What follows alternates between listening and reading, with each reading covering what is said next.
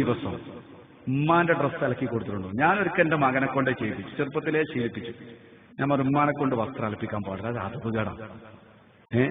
നിന്റെ ഡ്രസ്സ് നീ അലക്ക, നീ ക്രിക്കറ്റ് കളിക്കാൻ പോകണു, ഓടുന്നു, ഇതൊക്കെ ചെയ്യുന്ന എനക്കെന്താ 4 കുപ്പായാൾക്ക് അത്ര പ്രയാസം. അപ്പൊ എന്നോട് ആ പറ്റി ഞാൻ അലക്കിക്കോളാം. ഓന്റെ ഡ്രസ്സ് ചെറുപ്പത്തിലേ അലക്കി ഉമ്മാനെ കൊണ്ട് അലക്കിട്ടു. പിന്നെ ഓനൊരു ഹയാ, ഒരു ലജ്ജയായി. ഉമ്മാനെ കൊണ്ട് ഇതൊക്കെ ചെയ്യിപ്പിക്കുക എന്ന് പറഞ്ഞാൽ ചെറുപ്പത്തിലത് ശീലിപ്പിച്ചുകൊണ്ട് മതി. ഒരു ദിവസം ഭാര്യന്റെ കുറെ ഡ്രസ്സ് അലക്കാണ്ടായി. അവള് റമളാൻ അടുത്ത് വരുമ്പോൾ നമ്മളോട് ക്ലീൻ ചെയ്യൽ, ജനവാതിലും വാതിലൊക്കെ അടക്കി തോത്തുമ്പോ ഇവളിങ്ങനെ അടക്ക് പറഞ്ഞ് കുറെ അലക്കാനുണ്ട് എന്നൊക്കെ കല്ലുമ്പന്ന് അലക്കണം. അപ്പൊ ഞാൻ മകനോട് പറഞ്ഞടാ, ഉമ്മാക്ക് ഒരുപാട് തുടക്കാനും തോർത്താനും ഉണ്ട്, ഒരു കാര്യം ചെയ്യാം, ഈ ഡ്രസ്സ് നമുക്ക് എന്താ കൂടി അലക്കുക, അലക്കട പണി നമുക്ക് ചെയ്യാം, ഉമ്മ തുടക്കട്ടെ. ഇതിപ്പം പറഞ്ഞാൽ വേണ്ടപ്പ കൂടണ്ട, ഞാൻ അലക്കിക്കൊള്ളാറ്. ഓൻ കൊണ്ടേ അലക്കി ഭാര്യന്റെ ഡ്രസ്സെല്ലാം അലക്കി. അങ്ങനെ ഭാര്യ തുടക്കലും തേക്കലെല്ലാം കഴിഞ്ഞ് വന്ന് പിന്നെ പറഞ്ഞു, ഇനി കുറെ അലക്കാണ്ട്, വേഗം ഭക്ഷണം കഴിച്ചിട്ട് അലക്കൽ തുടങ്ങട്ടെ. ഞാൻ പറഞ്ഞ അലക്കലൊക്കെ കഴിഞ്ഞു, നിങ്ങൾക്ക് എന്ത് പറഞ്ഞാലും തമാശ, എത്ര പാട് അലക്കാണ്ട് ഇനി. ഞാൻ പറഞ്ഞതാ, ഒക്കെ നിന്റെ മകൻ അലക്കിട്ടിരിക്കുന്നു. അപ്പൊ ഇവള് കരയാ, സങ്കടം കൊണ്ട് പറയുമ്പോ ഈ മകനെ പോറ്റാൻ വേണ്ടി ഉമ്മ എത്ര കഷ്ടപ്പെട്ടു. ഉമ്മാന്റെ ഡ്രസ്സ് ഒരു വട്ടം അലക്കിയപ്പോ ഉമ്മാക്ക് സഹിക്കുന്നില്ല. ഓള് കണ്ണിൽ വെള്ളം നിറച്ചു. എന്റെ കുട്ടി ഇതെല്ലാം അലക്കിയോ? ഓനാ മൂത്ത കുട്ടി, മറ്റേ ചെറിയ പെൺകുട്ടികളല്ല. അവ കരഞ്ഞപ്പോ മോനെ വിളിച്ചാണ്, ഉമ്മന്തിനാ കരയണാരെ എനിക്ക് എന്തേ? ഞാൻ പറഞ്ഞു, ഒരു വട്ടം നീ ഉമ്മാന്റെ ഡ്രസ്സ് അലക്കിയപ്പോ ഉമ്മാക്ക് സങ്കടം, എന്റെ കുട്ടീന്റെ ഡ്രസ്സ് അലക്കിയല്ലോ, അതിന് ഉമ്മ കണ്ണീരൊഴിക്കണം. എടാ, ഈ സ്നേഹത്തിന് പകരം കൊടുക്കാൻ എന്താ ഉള്ളത്? ഈ സ്നേഹത്തിന് പകരം കൊടുക്കാൻ നിങ്ങളെ കയ്യിൽ എന്തുണ്ട്? ഒരുപാട് കാലം നിന്റെ ഡ്രസ്സ് അലക്കി നിന്നെ പോറ്റി നിനക്ക് വേണ്ടി ഒരുപാട് കഷ്ടപ്പെട്ട ഉമ്മ, ഒരു പ്രാവശ്യം നീ ഉമ്മാന്റെ ഡ്രസ്സൊന്ന് അലക്കിയപ്പോ ഉമ്മാന്റെ മനസ്സ് കണ്ടു. ഈ ഉമ്മാന്റെ മനസ്സ് ഒരു കാലത്തും വേദനിപ്പിക്കരുത്. ഇപ്പൊ ഉമ്മാന്റെ കണ്ണീര് നീ ഒരു വട്ടം ഡ്രസ്സ് അലക്കിയത് കൊണ്ട് അവരൊരു പ്രചോദനം. പിന്നെ അലക്കാൻ പോകുമ്പോ ഏതെങ്കിലുമൊക്കെ ഉമ്മാന്റെ ഉണ്ടെങ്കിലും അവനങ്ങ് അലക്കിയെടുക്കും. അതൊരു ഹിദ്മത്തായി. സത്യത്തിൽ ഉമ്മാന്റെ കാലിന്റെ ചൂട്ടിൽ ആ സ്വർഗം എന്ന് പറഞ്ഞാല് അത്രയും വലിയ ദർജയിലാണ് ഉമ്മാനെ ഇരുത്തേണ്ടത്, അല്ലേ? അല്ലാതെ ഉമ്മ നമ്മളെ ഡ്രസ്സ് അലക്കേണ്ട ആളല്ല. ഹബീബ് പറഞ്ഞു, അവസാന കാലഘട്ടം വരുമ്പോ അടിമയോട് പെരുമാറുന്നത് പോലെ പെരുമാറും. അൻതലിദൽ അമതു റബ്ബതഹ, അടിമ സ്ത്രീ യജമാനത്തിയെ പ്രസവിക്കും. ആൺകുട്ടികളാവട്ടെ സ്ഥിതി ഇങ്ങനെ. എന്നാ പെൺകുട്ടികളാണെങ്കിലോ, ചിലർ പറയും പെൺകുട്ടികളായാലൊരു സഹായത്തിന് ആളുണ്ടാവും, +2 വരെ ഒരു പണിയെടുക്കും. വീട്ടിലാകെണ്ടാകുന്ന പണി എന്താ? നിലം തുടക്കല്, വസ്ത്രം അലക്കല്, പാത്രം കഴുകല്. ഈ 3-4 പണി പെൺകുട്ടികളോട് പറഞ്ഞാൽ തിരിഞ്ഞു നോക്കില്ല. മുറ്റടിച്ചു തരാൻ പറഞ്ഞാൽ പറയും, ഉമ്മ എനിക്കൊരുപാട് എഴുതാണ്ട് അറിയും, അപ്പൊരു എഴുത്തത് വരില്ല. പാത്രം കഴുകാൻ പറഞ്ഞാൽ എനിക്ക് പാട് എഴുതാണ്ട്, ഒരുപാട് വായിക്കാണ്ട്. അങ്ങനെ നടന്ന് സ്കൂളിൽ പോകാൻ നേരത്ത് ബാത്റൂമിൽ കയറി ഡ്രസ്സെല്ലാം ആ ഡോർമലോട് അയച്ചിട്ട് ഓള് കുളിച്ചിട്ട് ഉമ്മാനോട്, ഉമ്മ സമയം ഒരു പാടായി, ഉമ്മ ഇനി അലക്കാൻ സമയമല്ല, പ്ലീസ് ഉമ്മ അലക്കണേ. ഓള് പോയി. ഈ പ്ലീസ് ഏത് വരെ ഉണ്ടാവും? 12ാം ക്ലാസ് വരെ ഉണ്ടാവും. 18 വയസ്സായ പിന്നെ കെട്ടിച്ചാൽ നമ്മൾ കരുതി, ഓ റാഹത്തായി. എന്ത് റാഹത്ത്? ഞോളെ ഹിദ്മത്തും ചെയ്യണം, പുതിയാപ്പളുടെ ഹിദ്മത്തും ചെയ്യണം. ഭക്ഷണമൊക്കെ റെഡിയാക്കി വെച്ച്, മോളെ പുതിയാപ്പളുടെയും കുട്ടിങ് വാ എന്ന് പറയുമ്പോ ഓന്റെ കയ്യും പിടിച്ചിങ്ങനെ വരും, തിന്നും, എണീറ്റ് ആ പാത്രം വരെ ചിലപ്പോൾ ഇട്ട് കഴിയുമില്ല. പിന്നെ ഓളെ കടമയൊക്കെ പുതിയാപ്പൾ നോക്കലാണ്. എന്നാലും ഉമ്മാക്ക് സങ്കടമല്ല, ഉമ്മ സന്തോഷത്തോടെ അത് സ്വീകരിക്കാൻ. ഇതൊന്നും നിങ്ങൾ വയസ്സാവുമ്പോ മറക്കരുത്. സന്തോഷത്തോടുകൂടെ ഉമ്മ ഏറ്റെടുത്തു. ഉപ്പ അതിന് കൂട്ടു നിൽക്കുകയാണ്. ഒരു പ്രശ്നം ഉപ്പാക്കൂല്ല, ഉമ്മാക്കൂല്ല. മക്കളുടെ കാര്യത്തിൽ റാഹത്താണ്. ഇങ്ങനെയൊക്കെ ഉമ്മയും ബാപ്പയും നോക്കി. പുതിയാപ്പളെ ഗൾഫ് പോയി ഒരാഴ്ച കഴിഞ്ഞാൽ ഇവള് വിളിച്ചിട്ട് പറയും, എനിക്കിവിടെ നിൽക്കാൻ പറ്റുന്നില്ല, എനിക്ക് ആകെ ബോറടിക്കണ്. എന്ത്? ആരെടുത്തായി ബോറടിക്കണേ? ഈ ഉമ്മാന്റെ ഉപ്പാന്റെ അടുത്ത്. എന്താ വേണ്ടത്? എനിക്ക് നിങ്ങളെ കൂടെ അങ്ങ് ദുബായിലേക്ക് വരണം, ഇൻഷാ അല്ലാഹ് ഞാൻ പെട്ടെന്ന് ശരിയാക്കി തരാം. അങ്ങനെ വിസയൊക്കെ അയച്ചു, പാസ്പോർട്ടൊക്കെ റെഡിയാക്കി. ഉമ്മാക്കുമ്പാക്ക ഭയങ്കര സന്തോഷം, എന്റെ കുട്ടി ദുബായി പോവാ, മോള് പോവാണ്. എന്താ ഹാപ്പിയർ നിങ്ങൾ മക്കള് ഗൾഫ് പോവാന്ന് പറഞ്ഞാൽ. ഇതാണ് മാതാപിതാക്കളെ സ്നേഹത്തിൽ ലെവലേശം കളങ്കല്ല, ലെവലേശം. അങ്ങനത്തെ മാതാപിതാക്കളെ ഈ മൂലക്കെ കിടക്കുന്നത്. കളങ്കമില്ലാത്ത ഈ മാതാപിതാക്കൾ മക്കൾ ഗൾഫ് പോവാന്ന് പറയുമ്പോൾ ഭയങ്കര സന്തോഷമാണ്. യാത്രയൊക്കെ ഉസ്താദിനോട് പറയുന്നത്, മോള് പോവാൻ ദുബായിക്കാ പോണെന്ന് പറയും. പോയാൽ എല്ലാ ഗൾഫാരെ പോലെ പോയതിന്റെ വിറ്റേന്നൊരു ഫോൺ ഉണ്ടാവും, ഞാൻ ഇവിടെ നിൽക്കണില്ല, അങ്ങോട്ട് തന്നെ വരികയാണ്. അത് പറയാത്തൊരു ഗൾഫാരനും ഉണ്ടാവില്ല. നിങ്ങൾ ഓറോട്ടി മീൻകറിന്റെ ടേസ്റ്റ് ഒന്നും ഇവിടെ ശരിയാകുന്നില്ല, അത് പറച്ചിലേ ഉണ്ടാവുള്ളൂ. പിന്നെ ഫോണില്ല. പിന്നെ അവര് മറ്റൊരു ലോകത്തേക്ക് നീങ്ങി. പിന്നെ ഉപ്പാപ്പ ചോദിക്കുമല്ല, മോള് വിളിച്ചിരുന്നോ? എവിടെ വിളിക്കണ്? നിങ്ങളെ വിളിച്ചിരുന്നോ? എവിടെ? വിളില്ല. അധികം. അപ്പൊ ഞാനൊരു രക്ഷിതാവിനെ ഇപ്പോഴത്തെ ആള് ഒരു 2 മാസം മുമ്പ് മരിച്ചു. അയാളോട് ഞാൻ ചോദിച്ചു, നിങ്ങളെ മകനെ സുഖം തന്നെയല്ലേ ഗൾഫിൽ എന്ന് ചോദിച്ചു. സുഖാണയക്കും എന്നാണ് എന്നോട്, നമ്മളെ മലപ്രകാരന സുഖാണയക്കും. അപ്പൊ ആ വർത്താനത്തിൽ സുഖമല്ലല്ലോ. ഞാൻ ഒന്നും ചോദിച്ചില്ല. പിന്നെ അയാൾ ഇങ്ങോട്ട് പറഞ്ഞു, 4 കൊല്ലായി ഗൾഫ് പോലെ തുടങ്ങിയിട്ട് ഇതുവരെ എന്നൊരു വട്ടം കൂടി ഫോൺ ചെയ്ത് നോക്കിയില്ല. എന്താണ് ആ സങ്കടം എന്ന് പറയുന്നത്? 4 വർഷമായി മകൻ ഗൾഫിലാണ്, ഓന്നെതിരെ വിളിച്ചിട്ടില്ല. എന്താ കാരണം? ഓന്റെ പെണ്ണുങ്ങൾക്ക് ഇങ്ങനെ വിളിക്കും, വർത്താനം പറയും, ഓളോട് ചോദിക്കുന്നുണ്ടാവും എന്റെ വർത്താനം, പക്ഷെ എന്നെതിരെ ഓൻ ഫോണിൽ വിളിച്ചിട്ടില്ല. അപ്പൊ ആ പ്രായമുള്ള മനുഷ്യനൊരു ഫോണ് കാത്തിരിക്കുകയാണ് മകന്റെ. കാരണം മക്കൾ എപ്പോഴും ബാപ്പാക്ക് മകനാണ്.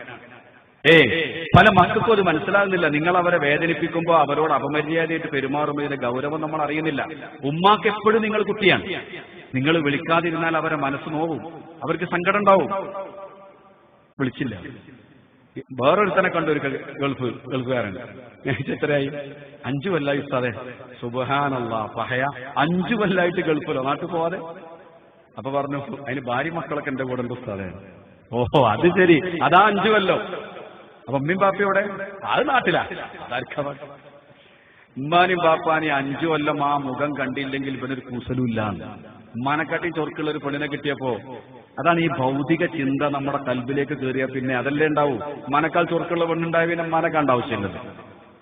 അപ്പൊ 5 കൊല്ലം അതിലപ്പുറം ഗൾഫ് നിൽക്കാൻ പ്രയാസമല്ല, ഭാര്യ മക്കളും കൂടെ ഉണ്ടെങ്കിൽ. മൻ ഫല്ലല സൗജതഹു വലാ ഉമ്മിഹി ഫഅലൈഹി ലഅനത്തുല്ലാഹ് ലാ യുഖ്ബലു മിൻഹു സർഫുൻ വലാ അദൽ ശഫീഉനാ റസൂലുള്ളാഹ്. മൻ ഫല്ലല സൗജതഹു വലാ ഉമ്മിഹി, ഉമ്മാനേക്കാൾ വല്ലവനും ഭാര്യയ്ക്ക് സ്ഥാനം കൊടുത്താൽ, ഉമ്മയേക്കാൾ ഒരു പദവി ഭാര്യയ്ക്ക് കൊടുത്തു കഴിഞ്ഞാൽ, ഫഅലൈഹി ലഅനത്തുല്ലാഹ്, അവന്റെ മേൽ അല്ലാഹുവിന്റെ ശാപമുണ്ട്. ലാ യുഖ്ബലു മിൻഹു അദ്ലുൻ വലാ സർഫുൻ, ഫർളോ സുന്നത്തോ ആയ ഒരൊറ്റ കർമ്മവും അവന്റെ ഭാഗത്തുനിന്ന് സ്വീകരിക്കയില്ല. നബിയുനാ റസൂലുള്ളാഹ്. ഉമ്മാനേക്കാൾ മഹത്വം, ഉമ്മാനേക്കാൾ ഒരു പ്രത്യേക സ്നേഹം ഭാര്യയ്ക്ക് കൊടുത്താൽ അവന് അള്ളാന്റെ ശാപമുണ്ടെന്നും അവന്റെ ഫർളും സുന്നത്തുമായ ഒരു കർമ്മവും അള്ളാഹു സ്വീകരിക്കൂല. ഇതാണ് ദീന്. റസൂലുള്ളാഹി സ്വല്ലല്ലാഹു അലൈഹി വസല്ലമ തങ്ങൾ പറഞ്ഞതാണ് ദീന്, അള്ളാഹ് സ്വീകരിക്കൂലാണ്. അപ്പൊ ഞാൻ പറഞ്ഞുകൊണ്ടുവരുന്നത്, ഇവള് പറഞ്ഞു എനിക്ക് ഗൾഫ് പോകണം, ഇവിടെ ബോറടിക്കണം. അങ്ങനെ ഈ പുതിയാപ്പളുടെ അടുത്തേക്ക് പോവാണ്. പോയി കഴിഞ്ഞിട്ട് ഫോണില്ല. കുറെ കാലം കഴിഞ്ഞു പിന്നെ വിളിയൊക്കെ നിന്ന്. കുറെ വിളിക്കാനാ പിന്നെയാണ് മടുക്കും, വിളിയില്ല. ഇവിടെ എന്റെ കുട്ടി എന്നെങ്കിലും ബാപ്പിയും കഴിയും. എന്ത് വിളി, വളരെ അപൂർവം ചില സമയത്തുണ്ട്. ഇനി വിളിക്കുന്നൊരു സമയമുണ്ട്, എപ്പോഴാ അറിയാം? ഓക്കെ 8 മാസം ആവുമ്പോ വിളിക്കും. ഇനി നമ്മൾ അടിമപ്പെടിനെ കിട്ടണം. അന്തലിതൽ അമത്തു റബ്ബത്തഹ, അടിമസ്ത്രീ യജമാനത്തിയെ പറ്റൂ. അങ്ങനെ തന്നെ അതിന്റെ അർത്ഥം. അന്തലിതൽ അമത്തു, അടിമപ്പെണ്ണ് പ്രസവിക്കലാണ്. റബ്ബത്തഹ, അവളെ യജമാനത്തിയെ. റബ്ബത്ത് യജമാനത്തിക്ക് ഗർഭായി. നീ ആള് വേണ്ട ഹിദമത്തിന്. ഉമ്മാക്ക് ലേശം കൂടി ആരോഗ്യം ബാക്കിയുണ്ട്, ഞാൻ അങ്ങോട്ട് കൊണ്ടുപോകാൻ കേൾക്കും. അവിടെയും പരമാവധി ഉമ്മാനെ ഉപയോഗപ്പെടുത്തുക. എല്ലാ മക്കളെ പറ്റിയല്ല, എല്ലാ അമ്മാനെ പറ്റിയല്ല നമ്മൾ ചർച്ച. അങ്ങനെ ചിലരുണ്ട്. എന്നിട്ട് 8ാമത്തെ മാസത്തിൽ ഉമ്മ, എന്തേ മോളെ, ഉമ്മാക്ക് ദുബായി കാണണ്ടേ? എന്താ മോളെ ഇപ്പൊ അങ്ങനെ ഒരു ചോദ്യം? ഉമ്മ ഇതുവരെ വിമാനം കയറിയില്ലല്ലോ. എന്താ മോളെ ഇപ്പൊ നീ അങ്ങനെയെല്ലാം പറയുന്നു? ഉമ്മ ബുർജ് ഖലീഫ കണ്ടിട്ടില്ലല്ലോ. അതെന്തെന്നാ സാധനം? ഇതിനെങ്ങനെ ആശ വെപ്പിച്ചു. അപ്പം മോള് പറയാ, പുതിയാപ്പൾക്ക് നിങ്ങളൊന്ന് അങ്ങോട്ട് കൊണ്ടുപോകാനൊരു ആഗ്രഹമാണ്. ബുർജ് ഖലീഫ ദുബായി കണ്ട ലോകം കണ്ടുമ്മ. ദുബായി കാണാത്തോ ലോകം കണ്ടിട്ടില്ല. മോളെന്താ ഇങ്ങനെയല്ല സംസാരിക്കുന്നത്? മോൾ ആകെ മാറിപ്പോയല്ലോ. അല്ല, അടുത്ത ദിവസം ഒരു മമ്മ ഇങ്ങോട്ട് വരണം എന്നാണ്. അപ്പൊ എടി നമ്മൾ ഉപ്പേ, അത് കുറച്ചു കാലല്ല അമ്മ. അങ്ങനെ മൂപ്പര് ഇശാസ്കാരം കഴിഞ്ഞ് വന്നപ്പോ മോള് പറഞ്ഞു, മോള് വിളിച്ചിരുന്നു. എന്നിട്ട് എന്നെ ദുബായിക്ക് കൊണ്ടുപോയിട്ട് അവർക്ക് ഭയങ്കര സങ്കടം. ഞാൻ ബുർജ് ഖലീഫ കണ്ടില്ല, വിമാനം കയറിയില്ല, ദുബായി കണ്ടില്ല. മോനും നിൽക്കാൻ വിടുന്നില്ല. നിങ്ങളെ വാശി പറഞ്ഞാൽ. ഓഹോ. അപ്പൊ ഇയാൾ ചോദിച്ചു, നീ പോയാല് എനിക്കാരാളത് ഈ വയസ്സുകാലത്ത്? ഒരു കട്ടൻ ചായ കുടിച്ചാൽ റാഹത്താവണമെങ്കിൽ നിന്റെ കൈകൊണ്ട് കിട്ടണം. അങ്ങനെയല്ലേ ശീലായത്. പിന്നെ അയാളൊന്ന് ഒന്നുകൂടി ഒന്ന് ആലോചിച്ചിട്ട് പറഞ്ഞൊരു കാര്യം ചെയ്യും, നിനക്കൊരു ചാൻസ് കിട്ടിയതല്ലേ, നീ പോലെ ഇൻഷാ അല്ലാഹ്. അങ്ങനെ സമ്മതം കൊടുത്തു. അതാ പോണം. ദുബായി വന്നിറങ്ങി. ഈ പൊണ്ണും പുതിയാപ്പളിയും ഒന്ന് കൂട്ടിക്കൊണ്ടുപോ. ഇതാട്ടോ ദുബായി. ഞാൻ എങ്ങോട്ടാ കൊണ്ടുപോകുന്നത്? നേരെ ഫ്ളാറ്റിലേക്ക് കയറി. എന്താ പണി? ഫ്ളാറ്റിൽ കയറി കഴിഞ്ഞ അമ്മക്ക് എന്താ പണി? പഴയ അടിമപ്പെണ്ണിന്റെ പണി. അന്ന് തെളിതല്ല അമ്മത്തു. അമത്ത് പ്രസവിച്ചു, യജമാനത്തിക്ക് ഭക്ഷണം ഉണ്ടാക്കുന്നു, വെള്ളം ഉണ്ടാക്കി കൊടുക്കുന്നു, കുളിക്കാൻ വെള്ളം ചൂടാക്കി കൊടുക്കുന്നു, എല്ലാ ഖിദ്മത്തും ചെയ്ത് ഉമ്മയായി. അങ്ങനെ അവൾ പ്രസവിച്ചപ്പോ എന്തായി? കുഞ്ഞിനെ കുളിപ്പിക്കലും, ഇവളെ കുളിപ്പിച്ചു, ഇവളെ പോറ്റി, ഇവളെത്ര വലുപ്പാക്കി. ഇനി ഓളെ കുഞ്ഞിനെ ആരെന്നെ ഈ ഉമ്മ തന്നെയാണ്. എവിടെയാണ് ഈ ഉമ്മാന്റെ സ്നേഹം പകരം വെക്കുക? ഇവൾക്ക് വേണ്ടി ഒരുപാട് ഉറക്കൊഴിച്ച മാതാവ് ഇനി അവളെ കുഞ്ഞിന് വേണ്ടിയും ഉറക്കൊഴിക്കുകയാണ്. അവൾ പറയും, മോൾ ഉറങ്ങിക്കോ, കുഞ്ഞിന്റെ അടുത്ത് കിടക്കട്ടെ, ഞാൻ നോക്കാം. മുല കൊടുക്കേണ്ട സമയമാകുമ്പോൾ മോളെടുത്തൊന്ന് കൊണ്ടുപോയി കൊടുക്കും. ബാക്കി ഉമ്മ വെച്ചുകൊണ്ട് കിടന്ന് താരാട്ട് പാടി ഉറക്കി അതിന്റെ കാഷ്ടിച്ചതും മൂത്രിച്ചൊക്കെ കഴുകി വൃത്തിയാക്കി ഉമ്മാക്ക് ഉറക്കൂല്ല, ഊണുമില്ല. ഇവളെ നല്ലപോലെ നോക്കി എണ്ണെല്ലാം തേച്ച് കുളിപ്പിച്ചു കൊടുത്തു, നല്ല മുഞ്ചത്തിയാക്കി. കുഞ്ഞൊക്കെ ഉഷാറായി. അൽഹംദുലില്ലാഹ് നല്ല റാഹത്തിലും എല്ലാം ചെയ്തു കൊടുത്തു. ദുബായിൽ നിന്നും ഉമ്മാക്ക് പണിയാൻ തന്നെയാണ്, അടിമപ്പെണ്ണെടുക്കുന്ന പണി തന്നെ എടുക്കുന്നത് അല്ലേ? എന്തിനാ കൊണ്ടുപോയത്? ബുർജ് ഖലീഫ കാണിച്ചു കൊടുക്കാൻ, ദുബായി കാണാൻ. ജോലി എന്താണ്? അടിമപ്പെണ്ണാൻ തലിതല്ല അമത്തു റബ്ബത്തഹ, അടിമപ്പെണ്ണി യജമാനത്തിക്ക് വേണ്ടതൊക്കെ ചെയ്തു കൊടുത്തു. 3 മാസമായി. തടിച്ചു കൊഴുത്ത് ആപ്പിള് പോലെയായി പെണ്ണ്. പുതിയ ആപ്പിൾക്ക് ചവിട്ടുറക്കണില്ല, ഇടക്കിടക്കൊന്ന് വരും, കുഞ്ഞിനെ കാണാൻ വരും. അപ്പോൾ ഉമ്മ പിന്നെ ഒരു കട്ടുറും പായി. ഇനി എന്താ ഉദ്ദേശം? ഇനി എങ്ങനെയെങ്കിലും ഉമ്മ എന്ന് പറഞ്ഞ ശല്യാണ്ട് ഒഴിവാക്കി കിട്ടണോ? കാരണം ഫ്ലാറ്റിൽ അത്രയ്ക്കല്ല സൗകര്യം ഉണ്ടാവുള്ളൂ.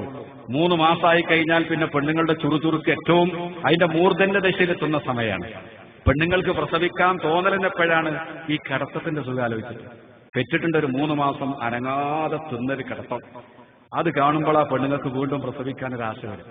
ഉദാഹരണം പറയുകയാണെങ്കിൽ, ഒരു പെറ്റെടുക്കുന്ന പെണ്ണിനെ കാണാൻ നിങ്ങളെ പെണ്ണുങ്ങളെയും കൂട്ടി പോയി നോക്കി. നിങ്ങൾ ഓളെ കിടത്തും സുഖമെല്ലാം കണ്ടാ അവിടെ വന്നിട്ട് പറയും, അല്ല നമുക്ക് ഈ 2 മക്കൾ മതി, ഒരു കുട്ടി കൂടി വേണ്ടേ? എന്തേപ്പാ ചോദ്യം വരാൻ കാരണം? ഈ കിടത്തത്തിന്റെ സുഖം ആലോചിച്ചിട്ടാണ്. സുബ്ഹാനല്ലാഹ് അല്ലെ? പൊതുവെ അങ്ങനെയല്ലേ? അത് കാണുമ്പോൾ നമുക്ക് ആശയായി. അല്ലെങ്കിൽ ഒരിക്കൽ പ്രസവവേദന സഹിച്ച പെണ്ണുണ്ടോ പിന്നെ പ്രസവിക്കാൻ നിൽക്കുന്നു? ഈ കിടത്തത്തിന്റെ റാഹത്താണ്. അങ്ങനെ എന്ത് ചെയ്തു? 3 മാസമായി. പുതിയാപ്പളിയും സബൂർ ചെയ്യാൻ തുടങ്ങിയിട്ട് കുറച്ച് കാലമായി. ഇവള് അടുങ്ങുന്ന അതിസുന്ദരിയായി. ഇനി എങ്ങനെങ്കിലും ഉമ്മാന്റെ ശല്യം ഒന്ന് ഒഴിവാക്കിക്കണം. അതിന് ഇവള് ചെയ്യുന്ന ഹിക്മത്ത് എന്താണ്? ഒരു സ്വപ്നം കാണലാണ്. ഉറക്കത്ത് കാണും. പിറ്റേന്ന് രാവിലെ സുബൈക്ക് പറയും, ഉമ്മ എന്തേ മോളെ, എന്തേ? ഞാൻ നല്ല ഉപ്പാണ് ഉറക്കത്ത് കണ്ടു കയറി. സുബ്ഹാനല്ലാഹ്, ഉപ്പാക്ക് ഒന്നുമില്ലമ്മ, ഞാൻ സ്വപ്നം കണ്ടതാ. അല്ല മോളെ, നല്ല സ്വപ്നം തന്നെയല്ലേ? ഉമ്മ, ഉപ്പാക്ക് ഒരു ചൂടുവെള്ളം ഉണ്ടാക്കി കൊടുക്കാൻ ആരാ അവിടെ ഉള്ളത്? എനിക്കെന്റെ ഉപ്പാന്റെ കാര്യം ആലോചിക്കുമ്പോൾ എന്തെല്ലോ ആവും. അത് പറഞ്ഞപ്പോ ടെൻഷനായി ഉമ്മാക്ക്.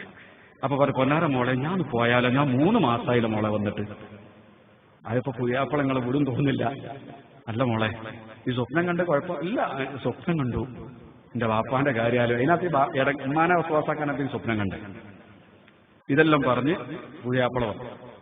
പുതിയാപ്പള വന്നപ്പോഴേ വിഷയം അവതരിപ്പിച്ചു. ഉമ്മത വീട്ടിൽ പോകാൻ തിരക്കാക്കുന്നു. അപ്പൊ പുതിയാപ്പളോട്, അല്ല മോനെ, ഞാൻ വന്നിട്ട് 3 മാസമായില്ലേ? കുട്ടിയൊക്കെ അത്യാവശ്യം റാഹത്തായി, ഓള് സന്തോഷമായി, ഇനി ഞാൻ പൊയ്ക്കോട്ടെ. അപ്പൊ പുതിയാപ്പള പറയും, ഇത്ര പെട്ടെന്ന് പോവമ്മ, ഓന്റെ മനസ്സിലുള്ളത് നേരത്തെ പോയിക്കോട്ടെ എന്നാണ്. എന്നാൽ അങ്ങനെയല്ലേ പറയാ? എല്ലാരെ പറ്റി, എല്ലാ പുതിയാപ്പളാരെ പറ്റി എല്ലാം പറയും. അങ്ങനെ ഇവൻ പറയാണ്, ഉമ്മ അങ്ങനെ വെറുതെ പോണ്ട, ഒരു സാധനം വാങ്ങിട്ട് പോകണം. ഓഹോ, 3 മാസം നിന്നല്ലേ അടിമപ്പെണ്ണ്. എന്നിട്ട് എവിടുക്കാ കൊണ്ടുപോകാന്നറിയോ? ഈ തടിച്ച പെണ്ണും ഇവനും കൂടി ഉമ്മാനെ നടക്കിയിരുത്തി കൊണ്ടുപോകാൻ എങ്ങനത്തെ അറിയാം. ഗൾഫിലുണ്ട് ഒരു കട, കുല്ലു ഷൈഇൻ റിയാലൈൻ, കുല്ലു ഷൈഇൻ റിയാലൈൻ, എന്തെടുത്താലും 2 റുപ്യ. ഇവിടെ പറയും, ഉമ്മ വേണ്ടത് എടുത്തോളി, എന്ത് നോക്കണ്ട, പൈസ ഒന്നും നോക്കണ്ട, വേണ്ട എടുത്തോളാം. എന്നിട്ട് ഈ സാധുവിന് കുറെ സോപ്പ്, കുറെ മുടിമ കൊടുക്കുന്ന സാധനം, ഇങ്ങനത്തെ കുറെ പാത്രം അരക്കണവും കഴിക്കണോ, അതൊക്കെ വലിയ പാക്കറ്റ് ആയിരിക്കും. ഇങ്ങനെ കുറെ സാധനം വാങ്ങി കട്ടാക്കി അതിനങ്ങോട്ട് പോകും. എന്തേ കിട്ടിയേ?